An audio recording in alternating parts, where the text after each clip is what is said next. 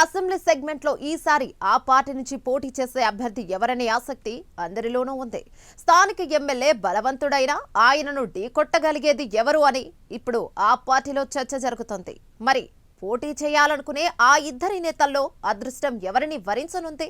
ఇంతకీ అసలు పార్టీ అధిష్టానం దృష్టిలో ఎవరున్నారు? ఆ పార్టీ అధినేత ఏం నిర్ణయించుకోనున్నారు? ఎందుకోసం? అసలు ఏంటి assembly segment? Let's watch the story.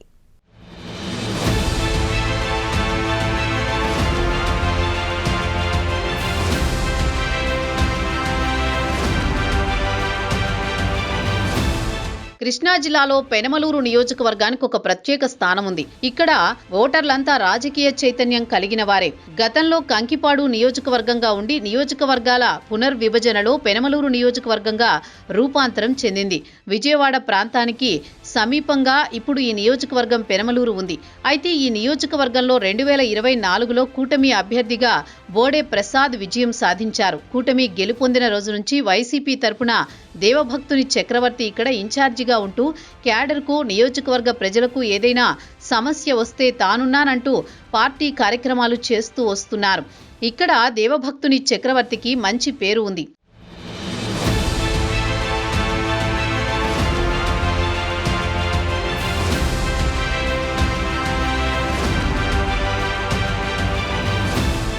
ఇదే నియోజకవర్గంలో ప్రస్తుత కూటమి ప్రభుత్వంలో మంత్రిగా ఉన్న పార్థసారథి 2 సార్లు పోటీ చేసి విజయం సాధించారు. సారథి 2 సార్లు పోటీ చేసిన సమయంలో ఆయనకు అనుచరుడిగా ఉన్నారు దేవభక్తుని చక్రవర్తి.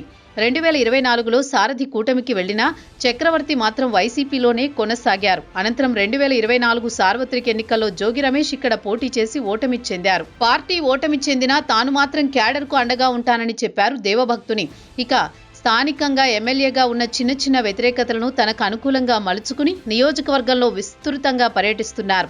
చిరు వ్యాపారులకు, పార్టీ కార్యకర్తలకు, బలహీన వర్గాల ప్రజలకు కష్టం ఏదైనా వస్తే వారి కష్టంలో తానున్నానని భరోసా ఇస్తున్నారు. అలాగే ఆ కుటుంబాలకి తనకు తోచిన విధంగా ఆర్థిక సాయం చేస్తున్నారు చక్రవర్తి.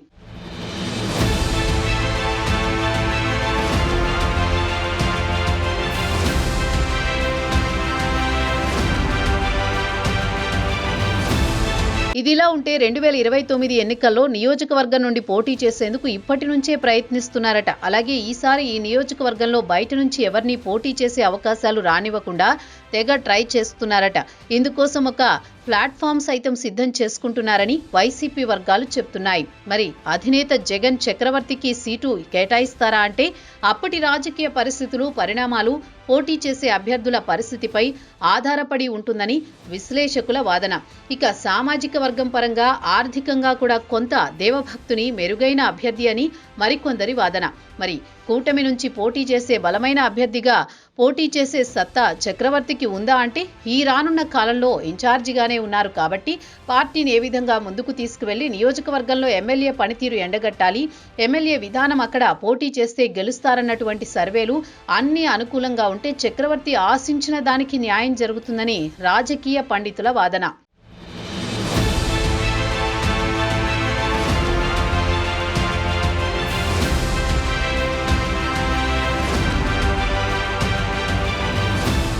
అటు వైసీపీ నుంచి దేవినేని అవినాష్ ఈ నియోజకవర్గం నుంచి పోటీ చేస్తారని సోషల్ మీడియాలోనూ వైసీపీ పార్టీ సన్నిహితులు దేవినేని వర్గంలోనూ చాలా గుసగుసలే వినిపిస్తున్నాయి.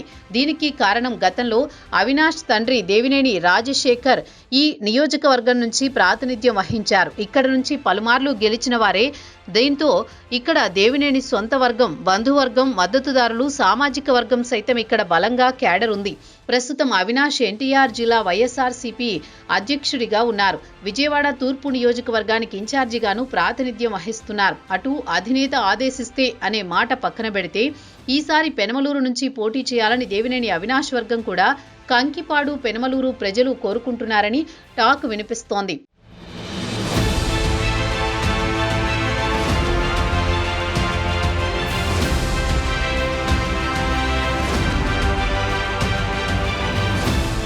మరోవైపు ప్రస్తుత ఇన్ఛార్జిగా ఉన్న దేవభక్తుని చక్రవర్తి అయిన సీటు అవినాష్కు కేటాయిస్తే పెద్దగా అభ్యంతరం తెలిపే విషయం కూడా ఉండకపోవచ్చని అంటున్నారు విశ్లేషకులు. కారణం ఒకటే సామాజిక వర్గం. అవినాష్కు ఆయన తండ్రి నెహ్రూకు ఇక్కడ ఉన్న మద్దతు, అవినాష్కు కలిసి వచ్చే అంశాలు. మరి ఇప్పటికే జగన్కు అత్యంత సన్నిహితుడిగా మెలుగుతున్నారు దేవినేని అవినాష్. అధినేత ఎప్పుడు పిలిస్తే అప్పుడు, ఏ కార్యక్రమం ఆదేశిస్తే ఆ కార్యక్రమం తూచా తప్పకుండా పాటిస్తూ ముందుకు వెళుతున్నారు. దేవినేని అవినాష్ విజయవాడ ఎన్టీఆర్ జిల్లాలో ఎంతమంది పార్టీ సీనియర్లు ఉన్నా, జోగి రమేష్ లాంటి మాజీ మంత్రులున్నా వారందరినీ కాదని అవినాష్కు జగన్ అత్యంత ప్రాధాన్యం కల్పించడం, ఆయన లాంటి యువనేతను ప్రోత్సహించడం వెనుక ఉన్న అర్థమేంటో తెలియక వైసీపీలో చాలా మంది సీనియర్లు తలలు పట్టుకుంటున్నారట.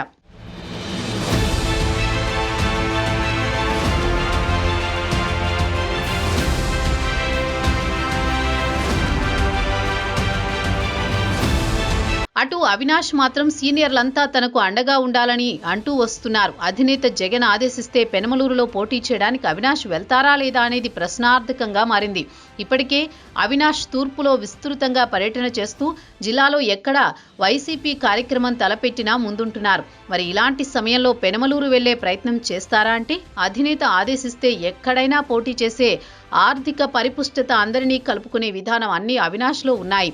కాబట్టి పార్టీ నిర్ణయం పైన పోటీ చేసే అంశం ఆధారపడి ఉంటుందంటున్నారు రాజకీయ విశ్లేషకులు. ఇప్పటికే 3 సార్లు ఓటమి చెంది విజయం కోసం అవినాష్ ఎదురు చూస్తున్నారు. కాబట్టి ఈసారి అవినాష్ నిర్ణయం ఆచితూచి అడుగులు వేస్తారని చెప్పుకొస్తున్నారు ఆయన అనుచరులు. ప్రస్తుతం తూర్పు నియోజకవర్గంలో 2024లో పోటీ చేసిన ఆ నియోజకవర్గంలో కూడా విజయం సాధించలేదు. కాబట్టి తండ్రి ప్రాతినిధ్యం వహించిన నియోజకవర్గంలో తన అదృష్టం పరీక్షించుకోవాలని అవినాష్ భావిస్తున్నట్లు గుణదలదొడ్డిలో గుసగుసలు వినిపిస్తున్నాయి.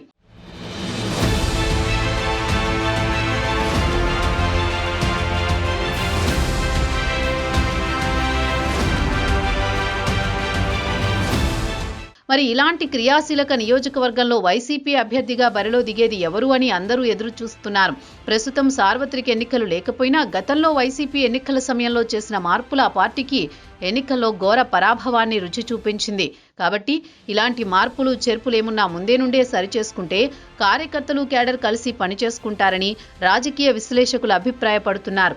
మరి ఆ ఊహాగానాలు నిజమవుతాయా? స్థానిక నాయకత్వానికి వైసీపీ అధిష్టానం మద్దతుగా నిలుస్తుందా లేదా అనేది వేచి చూడాల్సిందే.